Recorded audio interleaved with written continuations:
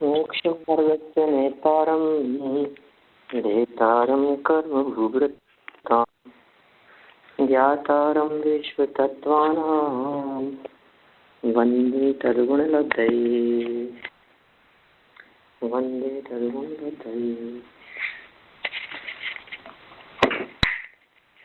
तत्वार्थ सूत्र महाशास्त्र की टीका तत्वार्थ राजवार्तिक नामक ये ग्रंथ और इस ग्रंथ में उमा स्वामी आचार्य द्वारा लिखित दूसरे अध्याय का यह 9वां सूत्र में चल रहा है। संसारिणो मुक्ताश्य, संसारी जीव और मुक्त जीव, ये दो प्रकार के जीव हैं। इसमें संसार और मुक्त दो अवस्थाओं का वर्णन है। 10वां सूत्र है संसारिणो मुक्ताश्य। इसमें संसार की चर्चा करते हुए द्रव्य, क्षेत्र, काल, भव और भाव, इन 5 परावर्तनों की चर्चा कल तक हमने अपेक्षित विस्तार से यहाँ की है। मैं समझता हूँ शायद मेरे ख्याल से 5 दिन चल गया वो 5 परावर्तन वाला प्रकरण। एक दिन एक ही हुआ है। देखिए पेज नंबर अच्छी तरह लिया आपने। पेज नंबर 352 से अपन इसी विषय को यहाँ आगे बढ़ाते हैं। अपने किए कर्मों से स्वयं पर्यायांतर को प्राप्त होना संसार है। कौन से संसार की बात कर रहे हैं? ये बात कर रहे हैं पर्यायांतर को प्राप्त होने वाला संसार। अपने किए कर्मों से,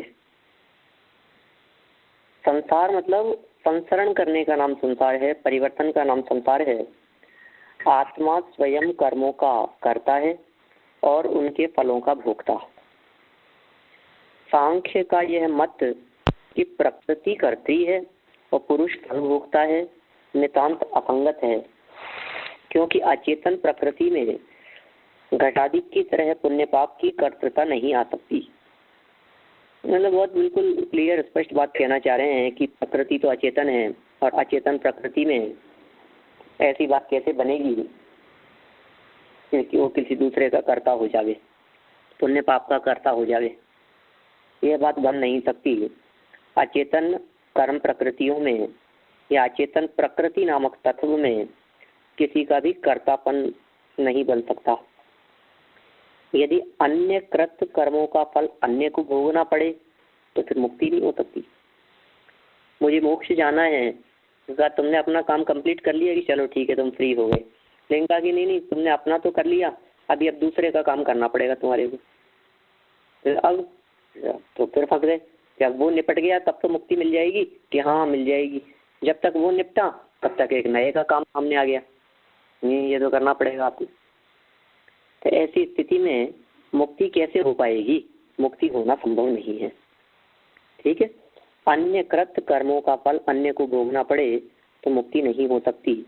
और कृत प्रणाश किए गए कर्मों का निष्फल होना यदि मानते हैं, ऐसा दूषण यदि होता है, स्वयं के द्वारा किए गए कर्म निष्फल हो जाएंगे। संसार द्रव्य, क्षेत्र, काल, भव और भाव इस प्रकार 5 प्रकार का है। जिसके संसार है वे संसारी है। संसारी कौन है? जिसके संसार पाया जाता है वो संसारी है, और जिसके संसार नहीं है वो संसारी नहीं है। जिनके कर्म पुद्गल रूप द्रव्य बंध और तज्जनित क्रोधादि कषाय रूप भाव बंध दोनों नष्ट हो गए हैं वे मुक्त हैं। देखिए, द्रव्य बंध और भाव बंध दोनों नष्ट हो गए हैं। क्या फर्क है इसमें?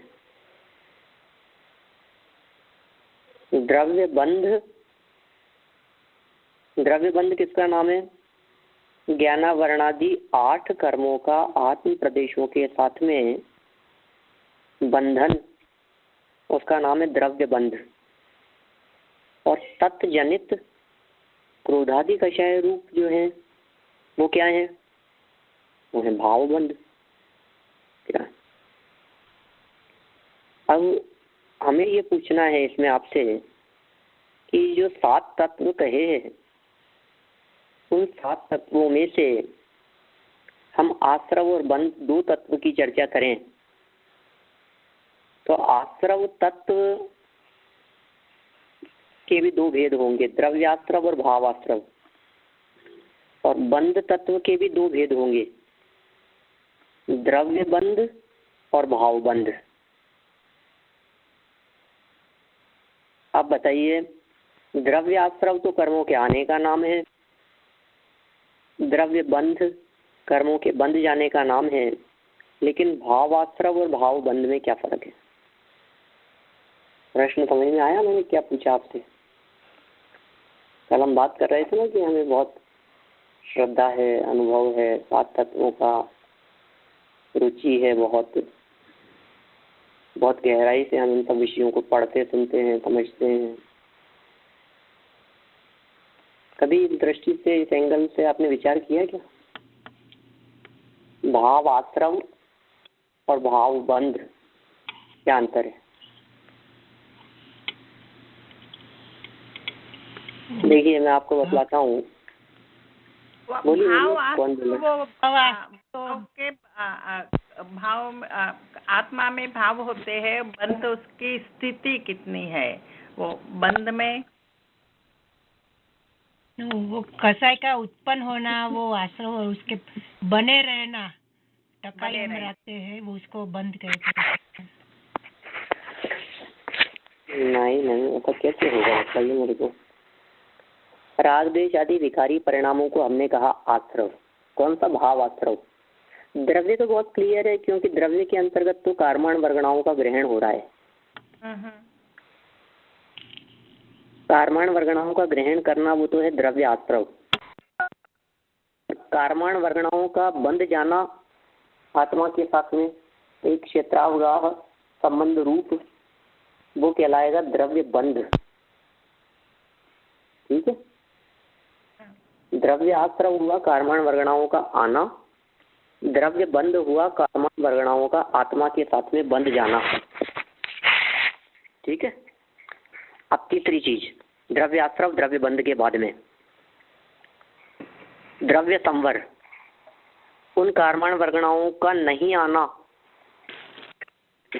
द्रव्य संवर। उन कार्माण वर्गणाओं का जो कर्म रूप थी, उनका आत्मा से छूट जाना, द्रव्य निर्जरा। और आत्मा से पूरी तरह से कर्म रहित अवस्था हो जाना, उसका नाम द्रव्य मोक्ष। ये सब द्रव्य द्रव्य की अपेक्षा बात की है मैंने। द्रव्य आश्रव, द्रव्य बंध, द्रव्य संवर, द्रव्य निर्जरा और द्रव्य मोक्ष। इन 5 में कॉमन चीज कौन सी है? द्रव्य। इन 5 के अंदर कॉमन है कर्म, पौद्गलिक कर्म। पुद्गल कर्म, स्पर्श गंध वर्ण वाले होते हैं वो कर्म, कार्माण वर्गणाएं हैं, ज्ञानावरणी आदि कर्म है, वो कॉमन है सब जगह पर।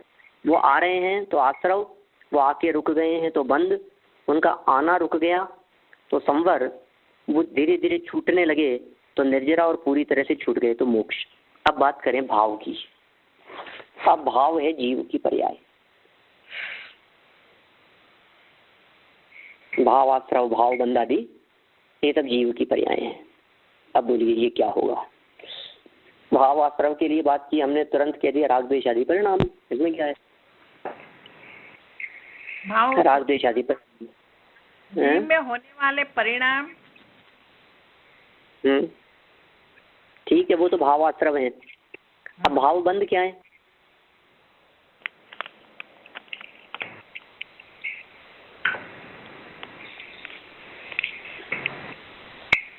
बताएं, भाव बंध क्या होगा?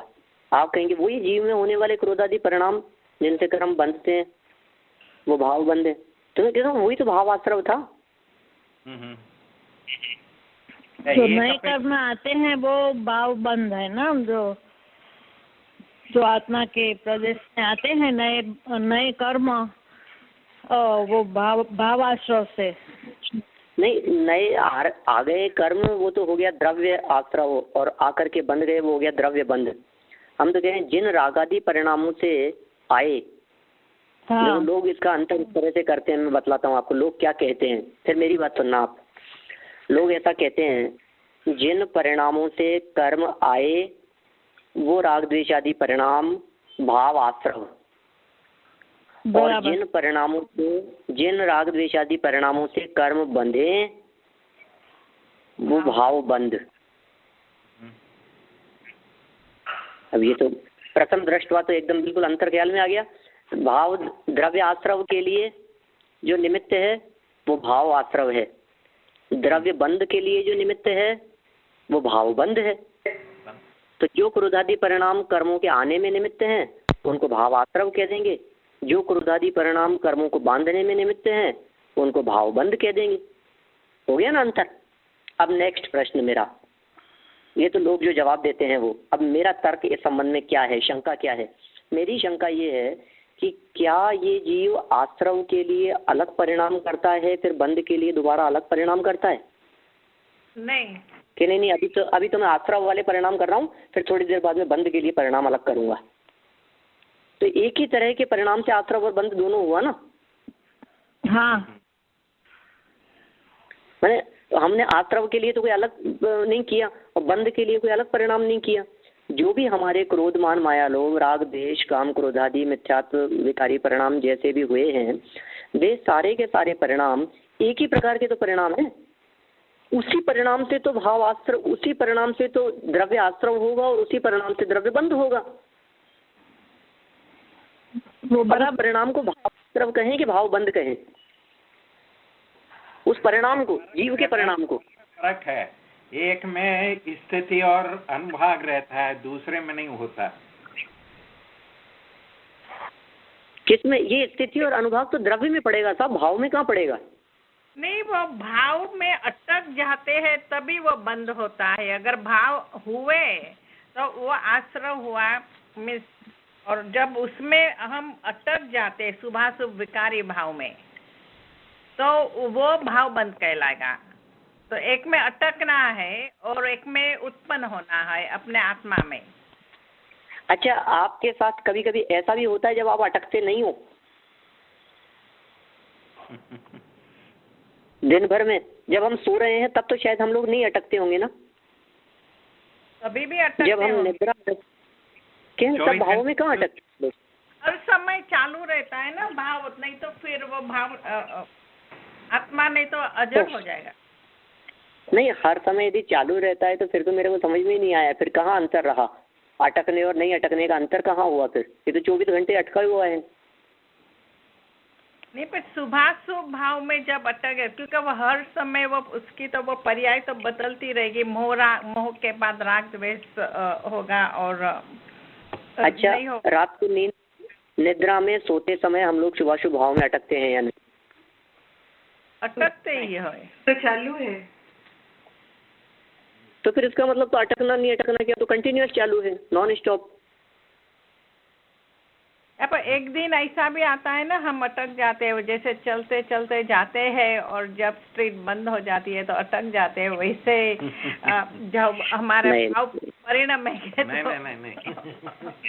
मुझे लगता है जो आश्रव के कारण से जो कर्म आए तो वो फिर उसका बंधन ऐसे ही बंधना ही होता है उसका नेक्स्ट स्टेज। वो भावाश्रव तो एक ही जो हुए वो हुए, लेकिन कर्म को आना हुआ आत्मा की सरफेस के पास, और उसका बंधन भी हो जाता है खुद ही खुद, दूसरा कोई अलग निमित्त नहीं होता है। बहुत अच्छा जवाब दिया आपने। उसके लिए मैं भी यही कहना चाहता हूँ कि उसमें कोई अलग परिणाम की जरूरत नहीं है कि आश्रव के परिणाम अलग प्रकार के होंगे, बंध के लिए परिणाम अलग प्रकार के होंगे। जो आश्रव था ना उसी परिणाम से बंध भी है, तो फिर भाव आश्रव भाव बंध में अंतर कहाँ हुआ? तो देखिए, मैं आपको एक सीधी बात बतलाता हूँ जो मेरे पढ़ने में आई है थोड़े दिन पहले। एक विशिष्ट बात ख्याल में आई कि जिस परिणाम से कर्म आ रहे हैं वो तो है भाव आश्रव, ठीक है। राग द्वेष काम क्रोध आदि को हम क्या कहेंगे? भाव आश्रव। लेकिन भाव आश्रवों के होने से, उस भाव आश्रव के होने से, उस राग द्वेष आदि के होने से जो जीव में कर्मों को आकर्षित करने की एक शक्ति डेवलप हुई, जिससे कर्म बंधे, ऐसी जो एक योग्यता आई जीव में, वो कहलाएगी भाव बंध। कर्म आकर के बंध जावे तब तो द्रव्य बंध है, और कर्म आकर के बंधे ऐसी जो एक योग्यता है वो भाव बंध है। कर्म बराबर लगता है, वेरी गुड। कर्म आवे वो तो कहलाता है द्रव्य आश्रव, कर्म का आना। और लेकिन कर्म जिसके निमित्त से आएंगे वे परिणाम, वे कहलाएंगे भाव आश्रव। भाव आश्रव और भाव बंध तो बिल्कुल क्लियर होना चाहिए, उसमें तो कोई डाउट ही नहीं होना चाहिए। जिन राग द्वेष परिणामों से कर्म आ रहे हैं वो भाव आश्रव है, कर्मों का आना वो द्रव्य आश्रव है। ये चैप्टर क्लोज हो गया आश्रव का, ठीक है। अब बंध की बात कर रहे हैं। भाव बंध पूर्वक द्रव्य बंध होगा। जैसे भाव आश्रव की वजह से द्रव्य आश्रव था, इसी तरह से भाव बंध पूर्वक द्रव्य बंध होता है। अब भाव बंध क्या चीज है, द्रव्य बंध तो समझ में आ रहा है हमारे को। द्रव्य बंध क्या है? द्रव्य बंध तो कर्मों का बंध जाना, वो द्रव्य बंध है। अब भाव बंध समझ में नहीं आ रहा।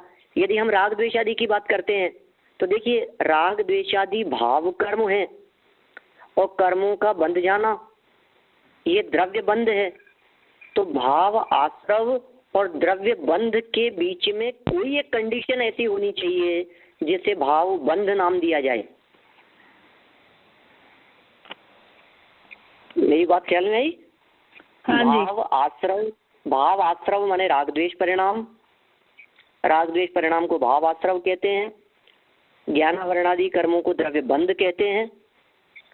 भाव आश्रव और द्रव्य बंध, वापस बोलता हूँ, भाव आश्रव और द्रव्य बंध, इन दोनों के बीच में कोई कंडीशन होनी चाहिए, कोई स्थिति होनी चाहिए जिसे हम भाव बंध नाम दे सकें।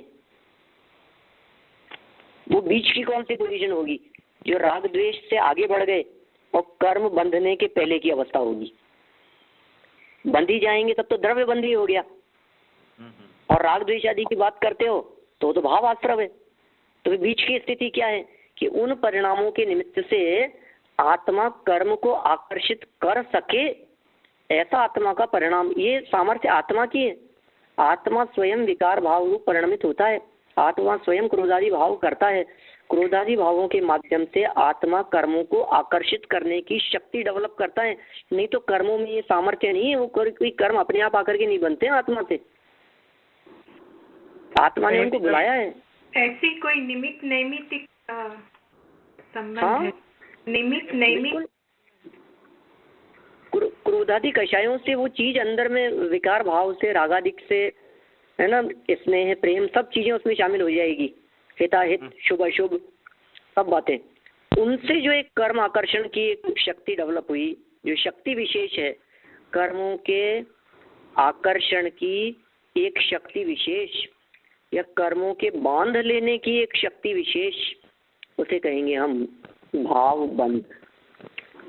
तो पंडित जी, वो आत्मा में वो कौन से गुण, वो गुण होना चाहिए या शक्ति, क्या क्या कहलाती है?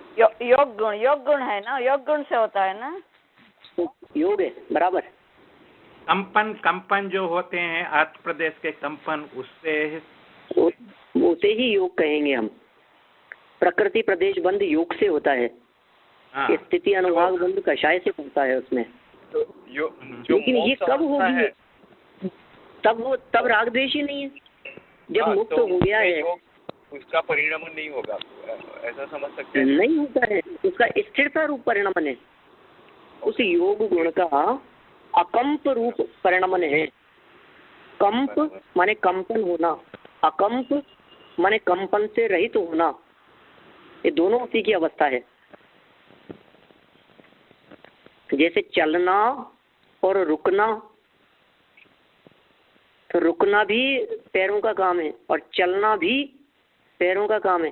पैर चलाने का ही काम थोड़ी ना करते हैं, पैर स्थिर करने का भी काम करते हैं, रुकने का भी काम करते हैं। तो योग चंचलता, रुक जाना, निष्कंप हो गए, वो की चंचलता होना, ये ऐसा समझिए आत्मा में राग द्वेष आदि परिणामों के कारण जो एक चिकनाहट उत्पन्न हुई थी, राग आदि विकारी परिणाम, ये आत्मा की चिकनाहट है, ऑयली है ये। इस चिकनाहट के कारण अब वो कर्म तो चारों तरफ व्याप्त हैं, संपूर्ण लोक में कर्मण वर्गणाएं सर्वत्र व्याप्त हैं, सर्वत्र फैली पसरी हुई है, संपूर्ण लोक में ठसाठस, उनको कहीं से बुलाना नहीं है। आत्मा टच हुआ और टच होते ही उसके वे चिपक गए कर्म। टच क्यों हुआ? वो कि हिला, तो हलन चलन होते ही उन कर्मों का चिपकना स्वयं हो जाता है, सहज हो जाता है। आप हिले और कर्म चिपके, और हिलने को क्या कहेंगे? वो योग गुण की पर्याय है, और नहीं हिलने को क्या कहेंगे? योग की निष्कंप अवस्था है। योग की वो शुद्ध अवस्था है ना, निष्कंपन। और ये शुद्ध अवस्था है, सिद्ध अवस्था हो जाती है। योग केवली होते ही 5 लघु अक्षर प्रमाण अ इ उ री री 14वें गुणस्थान में अयोग केवली अवस्था है। अब शादी अनंत काल के लिए बस रहो तुम यूं ही अनंतानंत योग बिन, है ना, योगों के बिना हे जिनेन्द्र देव अब आप अनंत काल तक ज्यों के त्यों रहने वाले हो। बराबर। देखिए मैं समझता हूँ ये पॉइंट आपके ख्याल में आया होगा, जो मैंने भाव बंद के संदर्भ में एक अलग हटके बात करने की कोशिश की है। कभी इस एंगल से विचार नहीं करते हैं हम लोग कि वो भाव बंद आखिर क्या होगा, वो सूक्ष्मता की तरफ हमारा ध्यान नहीं जाता है, और हम ऊपर ऊपर ही सिर्फ हाँ हाँ जिन परिणामों से आते हैं, जिन परिणामों से बंधते हैं, ऐसा भाव आता और भाव बंद की बात करते हैं। लेकिन जिन परिणाम मतलब वो कौन से परिणाम, उनमें कुछ अंतर भी ख्याल में आता है। वो परिणाम अलग अलग हैं क्या? देखिए आप यहाँ पर हमें ये हम ज्ञान से तो ये समझते हैं और वो भाव पकड़ने का ज्ञान से कर रहे हैं अभी। तो जब वो कंपन हो रहा है वो फीलिंग में आता है, अभी तो हमारे कोई फीलिंग में नहीं आ रहा है जो आत्मा के प्रदेशों में कंपन होता है वो। एक्चुअल में क्या है, अभी तो हमारे वो आत्मा ही पकड़ में नहीं आ रहा है, तो आत्मा का कंपन कहाँ से पकड़ में आएगा? अभी हमारे फीलिंग में आता है कि आत्मा है, बॉडी ख्याल में आती है बस हमारे को, तो शरीर ही हलन चलन दिखता है।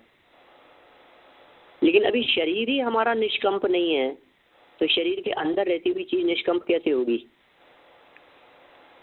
एक बर्तन में दूध है और हम कह रहे हैं कि दूध हिल रहा है कि दूध स्थिर है, बताओ।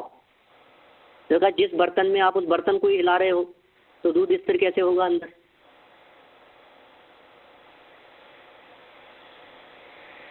पहले दूध की स्थिरता के लिए पहले बर्तन स्थिर होना जरूरी है ना। फर्स्ट ऑफ ऑल बर्तन स्थिर हो तो फिर हम कह सकते हैं कि मे बी संभव है ऐसा, शायद कदाचित कि वो अंदर से निष्कंप अवस्था हो रही हो। इसलिए सबसे पहले जो चंचलता की जो चर्चा करते हैं, मन वचन काय, इन तीनों को उपचार से योग कहा जाता है। वस्तुतः ये योग नहीं है, समझना आप। मन वचन काय ये योग नहीं है। मन वचन काय तो तीनों ही पुद्गल हैं, पुद्गल की अवस्थाएं हैं, पुद्गल की पर्याय है। मन भी पौद्गलिक है, वचन भी पौद्गलिक है, काय भी पौद्गलिक है। मन वचन काय तीनों ही जड़ है, अचेतन है, ठीक है। अच्छा, जब मन वचन काय तीनों ही अचेतन है तो फिर योग तो आत्मा का गुण। हाँ हाँ, इन मन वचन काय को योग तो इसलिए कह देते हैं क्योंकि आत्मा की योग परियोग अवस्था माने चंचलता रूप अवस्था में मुख्य रूप से ये तीनों ही निमित्त बनते हुए दिखाई देते हैं। सबसे पहला स्थूल, फर्स्ट स्थूल कौन सा है? शरीर। सबसे पहले शरीर से स्थिरता, हिलना डुलना बंद, चलना फिरना बंद। चलते चलते योगों की चंचलता नहीं रुकेगी। सबसे पहले तो हाथ पे हाथ धर करके बैठे, स्थिर खड़े हुए, ध्यान मुद्रा में रहें। ये द्रव्य से स्थिरता, काय से स्थिरता, ठीक है। फिर इसमें अब शरीर से तो स्थिर है, चल फिर तो नहीं रहे, लेकिन जबान बंद नहीं हो रही है, जबान हिल रही है। गर्दन नहीं हिल रही है लेकिन जबान हिल रही है। कभी कभी ऐसा नहीं होता है, ये जो है ना, ये ब्यूटी पार्लर पर और इन पर जो फेस पैक वगैरह लगा दिए इस तरह से कुछ भी, तो कदाचित जवान तो हिले लेकिन गर्दन ना हिले, स्थिर हो गया बिल्कुल। तो दूसरी कंपन वचन, वचनों की चंचलता, मतलब जवान से भी मौन, इतना भी कंपन नहीं चाहिए। शरीर स्थिर हो गया, वचन स्थिर हो गए, लेकिन शरीर और वचनों के स्थिर होने के बावजूद भी मन का हलन चलन चल रहा है, मन की चंचलता चल रही है। तो पहले शरीर की चंचलता रुकेगी, फिर वचनों की चंचलता रुकेगी, फिर मन की चंचलता रुकेगी। इन तीनों की चंचलता रुकने पर, इन तीनों की चंचलता के रुक जाने पर जो आत्म प्रदेशों का कंपन रुका, उसका नाम निष्कंप अवस्था है, उसका नाम अयोगी अवस्था है। ये तीनों आत्म प्रदेशों की चंचलता में सहयोगी हैं, इसलिए उपचार से इनको भी योग कहा जाता है। उपचार से, व्यवहार से कहते हैं।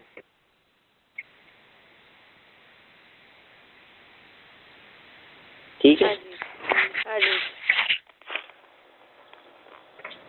चलिए देखिए आगे बढ़ते हैं अपन। कहाँ तक आ गए? लास्ट लाइन है देखिए पैराग्राफ की, पेज नंबर 353, 353 पेज पर। जिनके पुद्गल कर्म रूप द्रव्यबंध और तज्जनित क्रोधादि कषाय रूप भावबंध। अभी ये सामान्य कथन समझना, जब क्रोधादि कषायों को भावबंध कहा जावे तो सामान्य कथन समझना, लेकिन जब भावबंध के साथ साथ में भाव आश्रव का भी कथन किया जाएगा तो फिर दोनों की विभाजन रेखा खींचना मुश्किल हो जाता है। अभी इन्होंने क्रोधादि कषाय कोई भावबंध कह दिया, फिर हम यदि पूछते हैं कि भावाश्रव बतलाओ तो कहीं क्रोधादि कषाय रूप भावाश्रव। तो अब इन दोनों में विभाजन रेखा क्या है कि एक में क्रोधादि परिणाम है और दूसरे क्रोधादि परिणामों के माध्यम से आत्मा में डेवलप हुई कर्म आकर्षण की शक्ति विशेष, कर्म आकर्षण की शक्ति, कर्मों को एकत्रित करने खींचने रूप जो एक सामर्थ्य हुई, उसका नाम है भाव बंध। पॉइंट नंबर 3 से 5, 353 पेज पर। यदि सूत्र में लघुता के विचार से द्वंद्व समास किया जाता तो अल्प अक्षर और पूज्य होने से मुक्त शब्द का पूर्व निपात होने पर मुक्त संसारिण है यह प्रयोग प्राप्त होता। इसका सीधा अर्थ निकलता, छोड़ दिया है संसार जिसने ऐसे जीव। क्या बात कह रहे हैं ये सूत्रकार, ये व्याख्या करते हुए कह रहे हैं, सूत्र की व्याख्या करते हुए कि जो आपने सूत्र दिया है ना, इस सूत्र के अंदर एक अक्षर कम हो सकता है। कौन सा अक्षर कम हो सकता है? कि ये जो मुक्त शब्द है ना, ये मुक्त पूज्य भी होते हैं, मुक्त शब्द भी छोटा है। दो शब्द आपके सामने हैं, उन दो शब्दों में से किसको पहले रखा जाए और किसको बाद में, इसके पीछे क्या नियम है? तो इस संदर्भ में नॉर्मली दो नियम चलते हैं जगत में। पहला नियम, जैसे देखिए आप, हम दो व्यक्तियों के नाम की चर्चा करें, दो व्यक्तियों के शब्द, उनको संबोधन करने वाले शब्दों की, वाक्यों की चर्चा करें, किसको पहले रखें और किसको बाद में। सामान्य सा नियम है, जो बड़ा हो, जो पूज्य हो, जो श्रेष्ठ हो, जो महान हो, उसको पहले रखो। तो संसारी और मुक्त, इन दोनों में से कौन महान है? कि मुक्त महान है, इसलिए मुक्त संसारिण है, ऐसा मुक्त को पहले रख देना चाहिए। दूसरा, एक और वाक्यों के अंदर, सूत्रों में इस प्रकार का नियम चलता है कि अल्प अक्षर को पहले रखा जाए।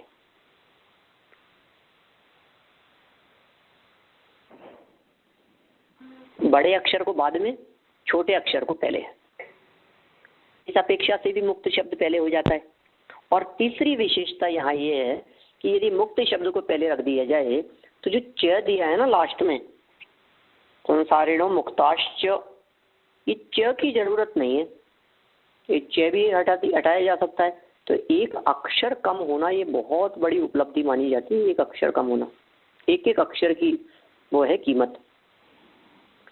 कई स्थानों पर ऐसे प्रयोग किए, एक अक्षर की कमी में ऐसा अनुभव करते हैं मानो पुत्र रत्न की उपलब्धि हुई, सूत्र में एक अक्षर भी कम करने में समर्थ हो सके थे। संक्षिप्त से संक्षिप्त सूत्रों के प्रयोग मिलेंगे आपको उमा स्वामी आचार्य के इन सूत्रों में। तो ये कह रहे हो फिर अर्थ भी सीधा हो जाता, तो कहने सीधा अर्थ हो जाता, गड़बड़ हो जाती सब। मुक्त संसारिण का अर्थ ये होता कि मुक्त पूर्वक संसार दशा या संसार दशा को जिन्होंने छोड़ दिया है ऐसे जीव, वो उसका अर्थ होता। मुक्त संसारिण है, संसार से जो मुक्त हो गए हैं, एक ही हो जाता। यहाँ तो हमारे को दो भेद बताने हैं, अथवा केवल मुक्त जीवों का ही बोध हो पाता। अतः संसारिण है मुक्ताश्य, यह पृथक पृथक वाक्य ही दिए गए हैं। सूत्र में च शब्द समुच्चय अर्थक नहीं है, किंतु अन्यवाच्य अर्थ में है। संसारी जीवों में उपयोग की मुख्यता और मुक्त जीवों में उपयोग की गौणता बताने के लिए च शब्द दिया गया है।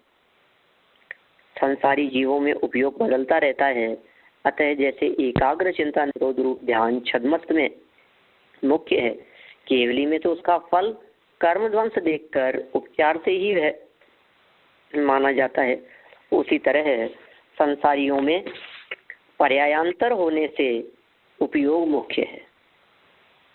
क्या कह रहे हैं? संसारियों में क्या बात मुख्य है? पर्यायांतर।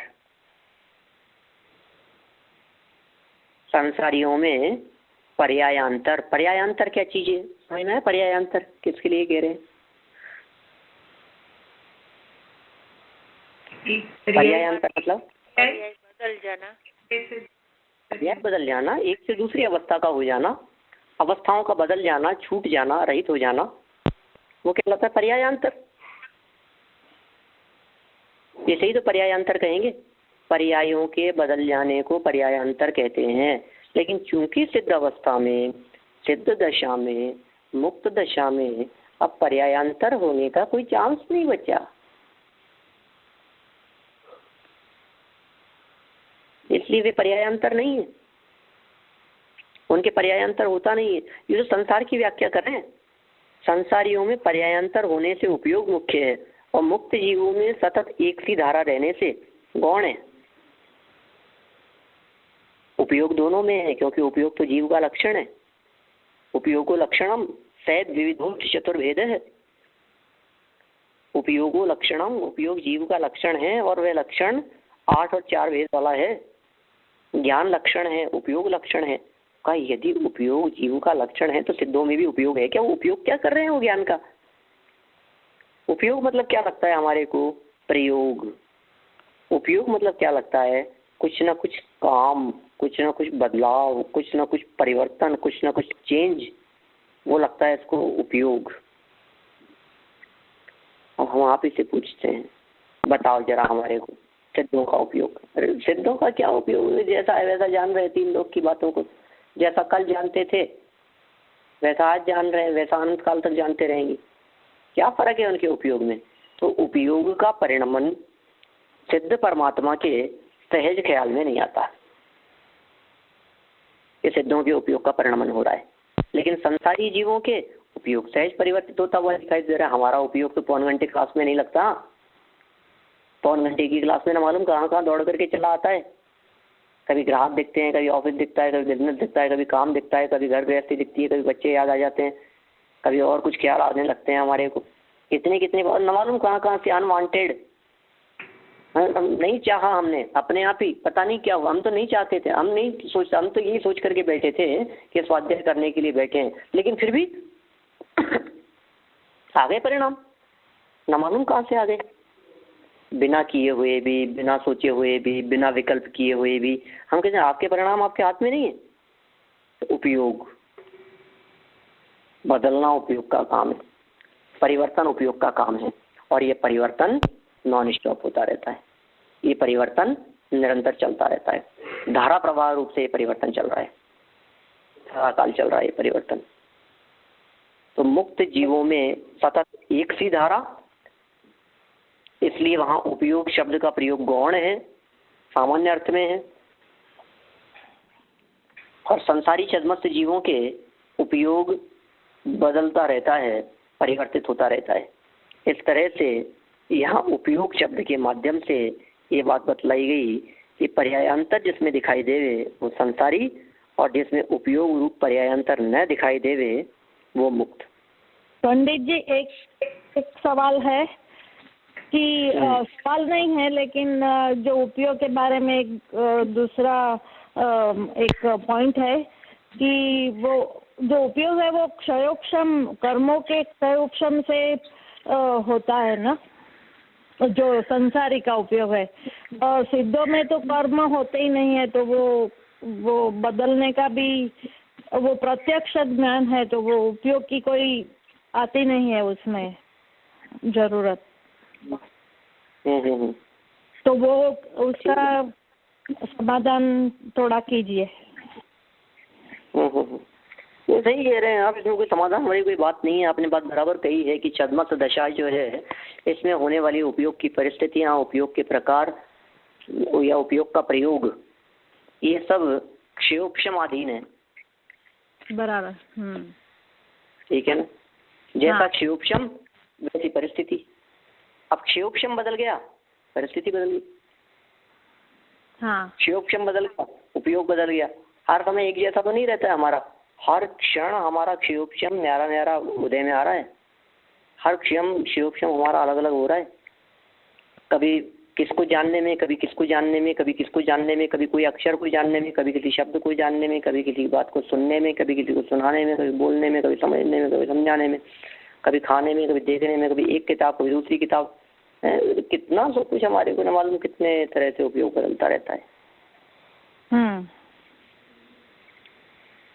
निरंतर बदल रहा है। ये सारी चर्चा अपन ने जब क्षयोक्षम की चर्चा की थी तो उससे भी अपन इस चीज को रिलेट कर सकते हैं।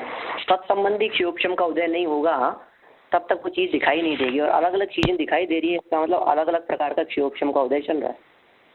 ज्ञानावरणी कर्म, मति ज्ञानावरण, श्रुत ज्ञानावरण कर्म के अलग अलग प्रकार की क्षयोक्षम रूप दशा बन रही है। बराबर। सामने होती हुई चीज नहीं दिखाई देती है, नहीं होते हुए दिखाई देती है। होती हुई नहीं दिखाई दे तब तो समझ में आ रही है कि उपयोग की एकाग्रता नहीं है, न मालूम कहाँ देख रहा है, ध्यान ही नहीं है इसका। और लेकिन नहीं होते हुए भी दिख जाती है, उसका क्या करें? सामने नहीं है और फिर भी नजर आ रही है वो चीज, उस क्षयोक्षम का उदय चल रहा है, वैसा क्षयोक्षम चल रहा है।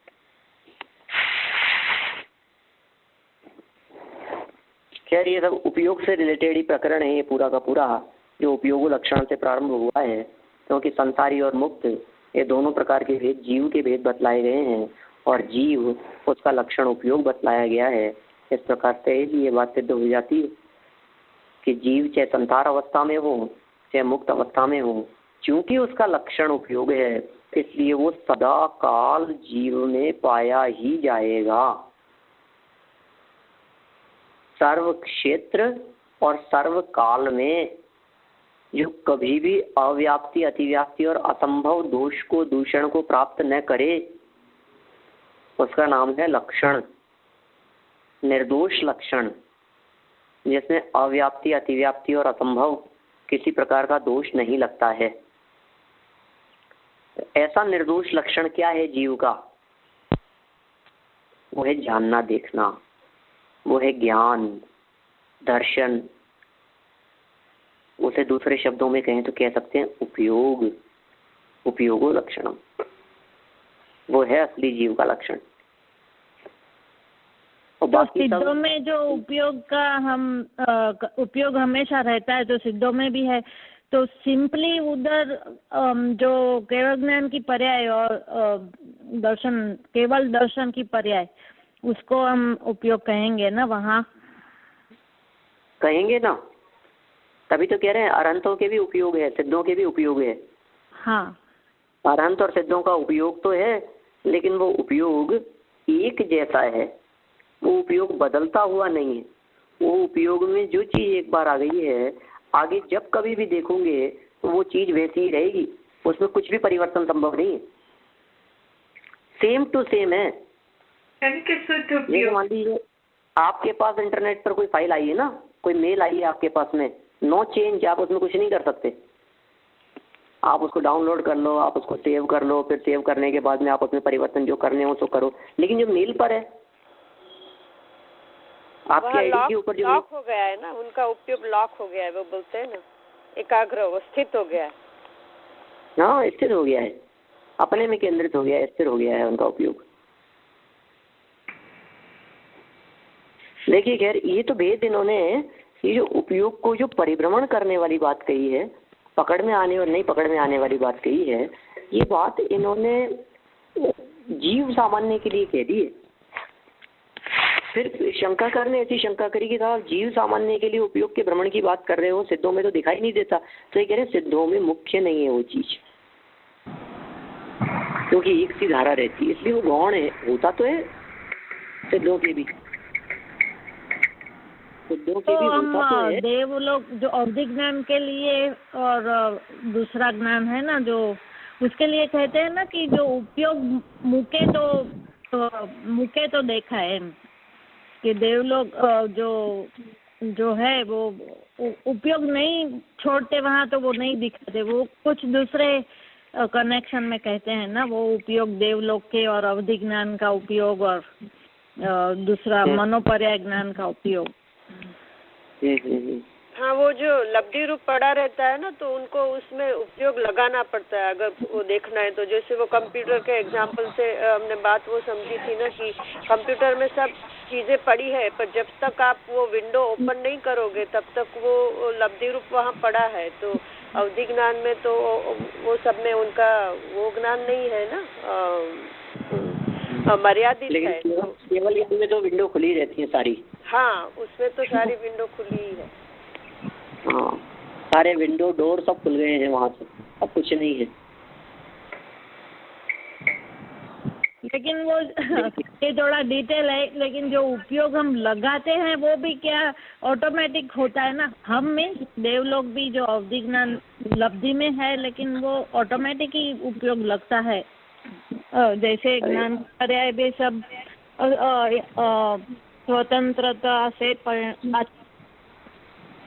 होता है, उपयोग लगाते हैं, अवधि ज्ञान का प्रयोग करते हैं, जन्म कल्याणक के लिए, दीक्षा कल्याणक के लिए, जन्माभिषेक के लिए, बहुत तरह की गर्भ कल्याणक बनाने के लिए, सिंहासन कंपायमान हो जाता है, अवधि ज्ञान का प्रयोग करते हैं।